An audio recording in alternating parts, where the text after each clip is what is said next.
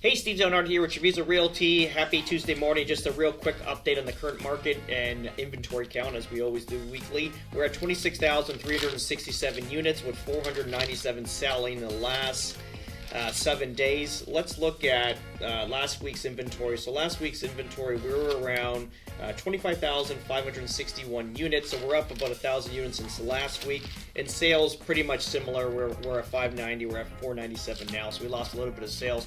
Clearly, we're going into Easter. The snowbird season is coming to an end this week, actually. So let's see. I'm not sure because last night here in the Coconut, it was stacked with people. So it's almost like they're staying longer than usual. Usually they're out.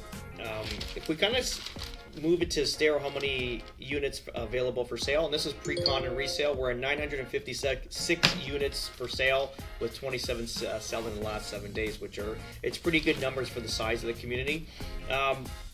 Obviously, we're following in depth amount of inventory, days on market, and also pricing. We're starting to see this nice transition. We're starting to level out. Remember, like historically in Naples, Estero, Bonita, Fort Myers, Cape Coral, whatever it is, months of inventory is usually between 8 and 10 months. That's just a normal Florida market. So we're starting to get down there. I'm going to show you some graphs. Now, before we get into that, I did this for our other company that we own up north, that channel, and it's literally deciphering the code of deciphering feedback from buyers. Okay, when they show your property and what they're saying and what it really means. So usually the 5 objections that come through is basically it's too small, the location doesn't work for them, it's an awkward layout, poor condition or needs staging, which doesn't make sense, but we hear a lot of that, needs to be staged. Unless they're buying the furniture, it really doesn't matter. And number 5 is a lot of homes in the area, like a lot of competition. So there's, let's say for Lennar's, Treviso, there's 5 or 10 of them in the communities. We might be getting a listed in Timber Creek, and there's about 8 listed currently in the market. So what do you got to do? You got to be strategic with pricing. Anyway, what does this all mean? If you kind of translate this, it's all like those 5 objections equals one thing, and there's one correction, there's one pill to fix us all. It's price. Because if you think about it, if you're ever looking for a house and you say it's too small, it's usually related to price. Because if the price right now, the size becomes just right.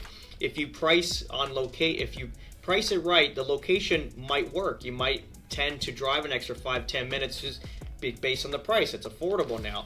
Is it an awkward layout? But if the price is right, they're going to live with the awkwardness, if it has any awkwardness, if it's just something that's playing in someone's mind because they didn't want to buy it. But then you price it right, the awkwardness goes away, and that's how the original buyers purchased it. Poor condition, clearly price. If you lower the price, they can use that extra money to renovate the property or clean it up. And then also competition in the area. If you price it right, you're priced better than your comps. They say more features and benefits for a better price, you're going to get your house sold. So price is always going to be the issue, and this is how you move properties in any market. It doesn't matter. There's always properties selling. If you kind of look at in the last 7 days in Southwest Florida, there's 497 sales. We just got to get in the mix of that, and that's obviously related to price. I want to show you another thing too, just because we have obviously a brokerage up north, and we run both businesses, and we obviously have a ton of buyers from Canada buying into Florida, clearly, because this is where we are. We have literally 80 warm leads that are looking to buy, and what's holding them back? Obviously, there's the tariff uncertainty, clearly, and also the dollar, the U.S. to Canadian dollar, where it's a huge issue.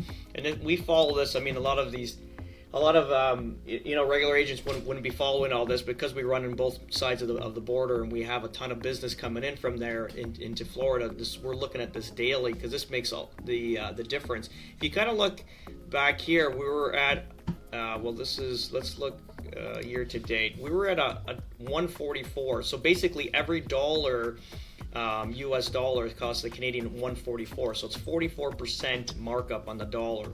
So if you kind of look now, we're starting to get this beautiful, downturn. We're at 138, which is still quite high.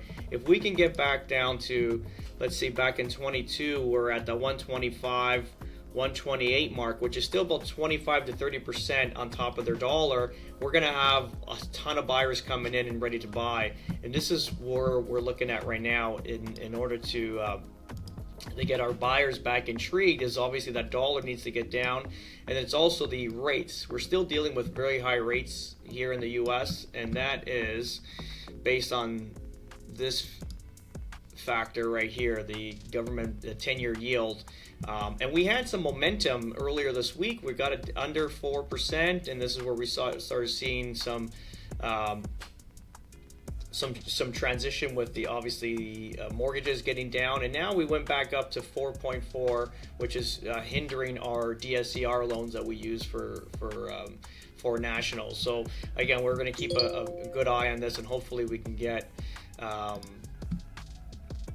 this down and at some point get this respark that market of Canadian buyers into the U.S. And yes, there's still a ton of Canadian buyers buying in the U.S. It's not. Some people have hurt feelings clearly, but ultimately there's a ton of business coming in. People want to move money out. So let's have a look at months of inventory. So if you kind of look, again, this is based on March. I'm curious to see what April is going to hold.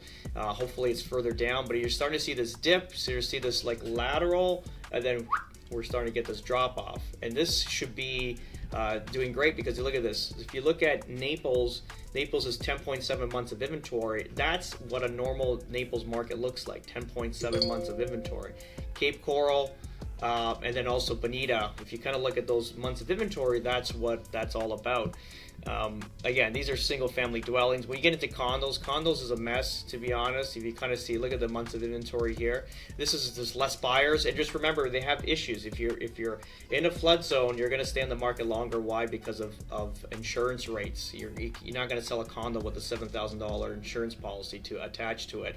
So this is why a lot of this is being stagnant. Obviously, flood zones became a real thing before. Shortly after Ian, and then ultimately, if obviously there was that bill that was passed where all properties need to be reassessed and make sure that they're structurally sound. That's hindering a ton of buildings because what's happening is they're finding some of them that are unsafe, and they're going to be putting tacking on obviously a special assessment on the property to fix the deficiency in the structure, and that's what's holding the condo markets up.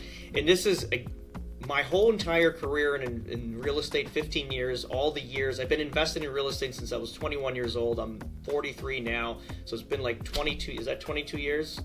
Yeah, 22 years of investing.